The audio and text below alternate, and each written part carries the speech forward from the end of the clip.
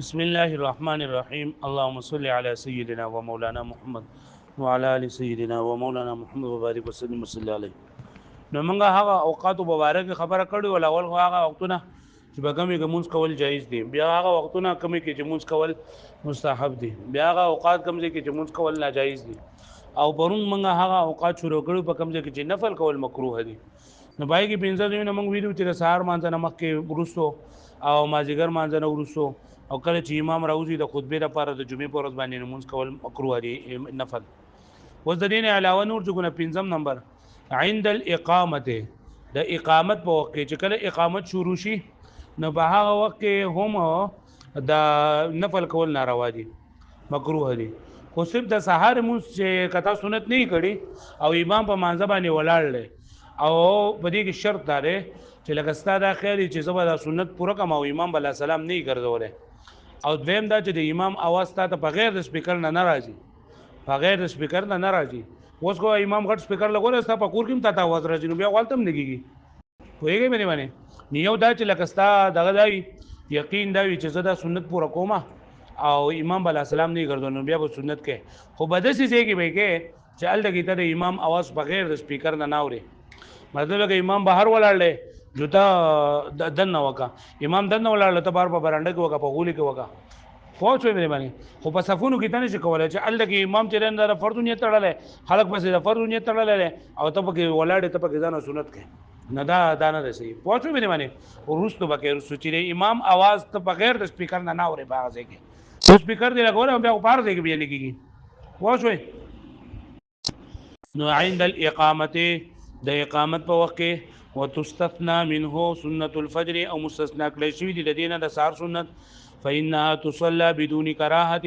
ځکه دا کولای کېږي په غیر د کراهت نه عند الاقامه، د اقامت په وخت کې وبعد د اقامت وروسته هم کولای شي فی ناحیه المسجد، د جمعات په ګوټ کې، د جمعات په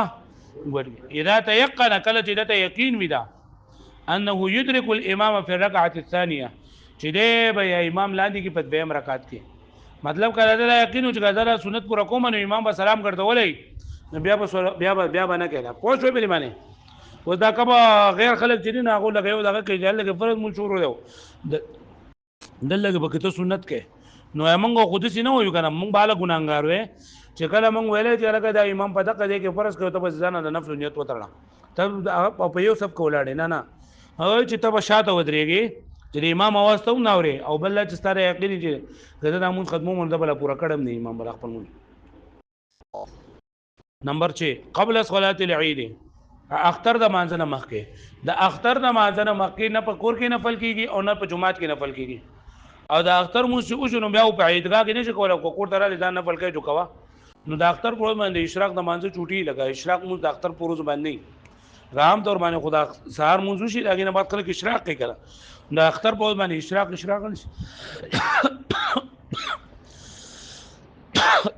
نه په کور کې کولای شي انا په عیدګاه کې کولای شي،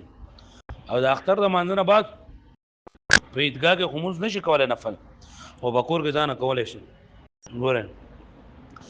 شپږم نمبر قبل صلاه العيد، د اختر د مانځنه مخکې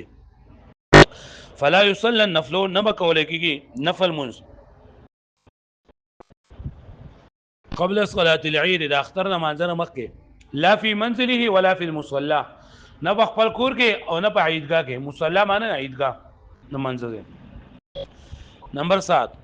بعد صلاه العيد في المصلى خاصه، د اختر د مانځنه ورسره نفل کول مکروه دي، خو صرف په عیدګاه کې، یعنی په کور کې بیا ځان لکول شي. وای فلو صلى النفل بعد صلاه العيد، کله اختر د مانځنه ورسره د نفل وکړل فی منزله په خپل کور کې، نجازت صلاته بدون کراهت، نو د دمو جایز ده بغیر د کراهت نه، لکه پوه شئ د اختر په د مانځنه مخکې نه په کور کې کولای شي او نه په عیدګاه کې کولای شي، او د اختر د مانځنه بعد په کور کې نفل کولای شي، که چا په کور کې نفل وکړ نو صحیح ده او په عیدګاه کې بنه کوي. واو. نمبر 8 اذا كان الوقت ضيقا، کله چې وخت نه دا تنگ وي بحيث يخاف انه لو اشتغل بالنفل فاته الفرض، مطلب دا دی کنه چې لکه وخت دومره تنگ وي چې ته وې کزه نفل وکما نو په دې ټایم کې نفل غوبو کوم خو فرض او وخت برانه لاړ شي، مونږ برا فرض برانه قضا شي، نو په دغه ټایم کې نفل کول مکروه دي بیا به نفل نه کې بیا به فرض وکې لکه د مونځ قضا کېدو د 15 منټه پاتې دي او په 15 منټه کې ته صرف دغه 2 رکعاته یا 3 رکعاته کولی شي نو په دغه ټایم کې به سنت منه کې نفل منه کې بلکې صرف فرض وکې پوه شو به نه معنی امام ودرېږي نو بیا به سلام ګرځي کې خپل نفل پوره کوي په کم مانځ کې هر یو فرض مانځي بیا به په نور منځونو کې یو رکعت تا کړی که یو رکعت نه وکړه جو به ګرځي بیا به وروسته راګرځي که یو رکعت کړو دویم به سره میلاو کې کدرې کړو نو څلورم به سره میلاو کې پوه شوي کدرې کړو نو څلورم به سره میلاو کې که یو دې کړو دویم به سره میلاو کې کدو دې کړو به سلام ګرځوا یو دې کړو دې لا الله پورا کړه نه سلام ډایرکټ ګرځوا پوه شو به بیا به ځوانه پورا کې او پورا په سجده باندې پورا کی کنه قبل بل اذا كان الوقت ضيقا كجد وقت تنگ من پلاره كتب بحيث لو اشتغل انه لو اشتغل بالنفل كجر ده مشغوله کی په نفل کې نفات الفرد فرض بدن فوت شنو په دغه ټیم کې بیا فرض بنه کوي بلکې ډایرکټ با دا فرض بو کې ډایرکټ با فرض وکي سنت او نفل بنه کوي عند حضور الطعام د خوراک د حاضرېدلو په وخت کې کله چې دی وګي او د پسله کې لګره خوراک ډیر زیات شو کې دله چا دعوت کړه دی او دی و چې رضا یاد هغه دی دا روزه دی نیول روزه نیول او دا لکه زر مونږ وکړي چې بیا په قلار من ډوډۍ خو نو دا مونږ بزر تر نه کوي خپ کوله په قلار لول ډوډۍ وکړه او سلشه چې کله ته موړ شي بس بیا دا مونږونه کوه پوه شو به معنی ها خو موږ وایو کنه ورای دا مونږ په زر زر وکړو چې بیا کینو روټه دي چې روټه وکړو نو مونږ بزر تر نه کوي په قلار باندې کستا پر دوست دونه وګوي چې لکه ستا په مانځه کې ټول ډوډۍ کېدې چې لکه د مونځ در کو روټۍ را نه د کېږي یا تله چا دعوت کړی او ته تله یې ولته کې دا یا تو روژه نیولله ته وګئ که نه نو بیا لاول روټۍ خوړک پکار دي بیا د هغې نه وروستو به مونځ وکړې لکه پوه شو بې باندې لکه وایي دا زمونږ دا محتمیم صاحب علیه رحمت چې کوم مولانا فضل محمد صاحب د مزار محتمیم صاحب وکړه نو هغې په باره کې دا وایي چې کله به دا روژه ماته کړله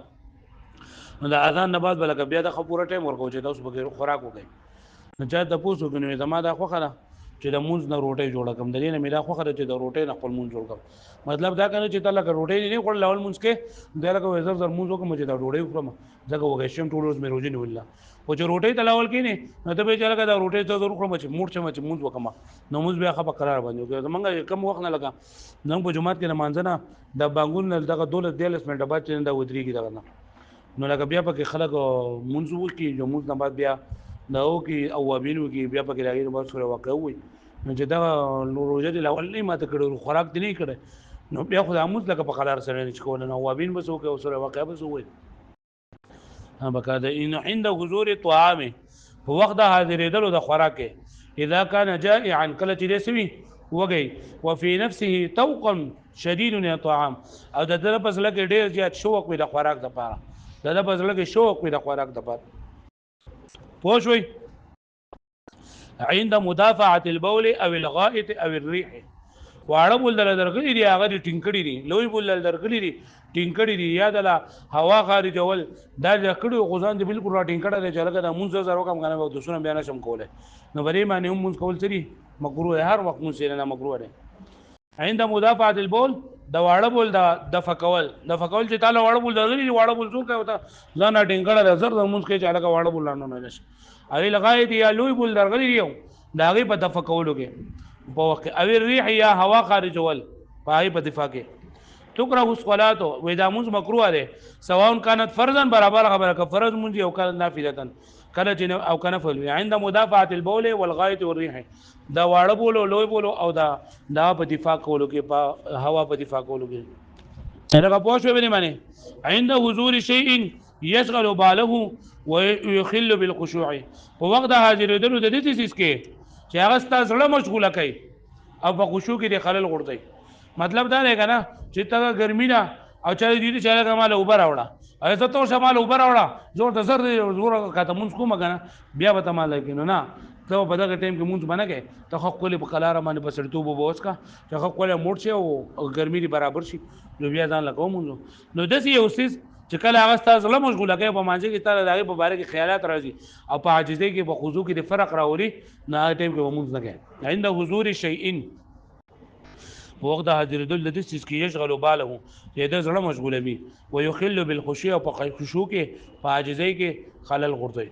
بین صلاه الظهر والعصر في عرفه الحاج خاصه د حاجانو لپاره خاص تور باندې د مسبقین او د مازیګر په منځ په منځ کې په عرفه کې د نفل کول مکروه دي ځکه په دغه ټیم کې بده دعاګانې بغواړي نفل غوډر ته کول شي او په عرفه کې به دعاګانې بغواړي پوښوي نو نه مسبقین او د مازیګر په منځ په ټیم کې نفل مکروه دي خو صرف د حاجانو لپاره په عرفه کې او بین صلاه المغرب والعشاء في مزدلفه للحاج خاصه اذا ما قام د مسعودن په منځ کې هم نفل کول مکروه دي او د حاجیانو د پاره په مزدلفه کې واځي د عام خلک چې د ماسپخین مازیګر په منځ کوم کول شي د مقام مسعودن په منځ کوم کول شي او د حاجیانو د پاره په مقام مسعودن منځ په عرفه په راي مزدلفه کې د ماسپخین مازیګر منځ او د ماسپخین منځ په منځ کې په عرفه کې دا نفل نشي کولای مکروه دي یاد بشي وای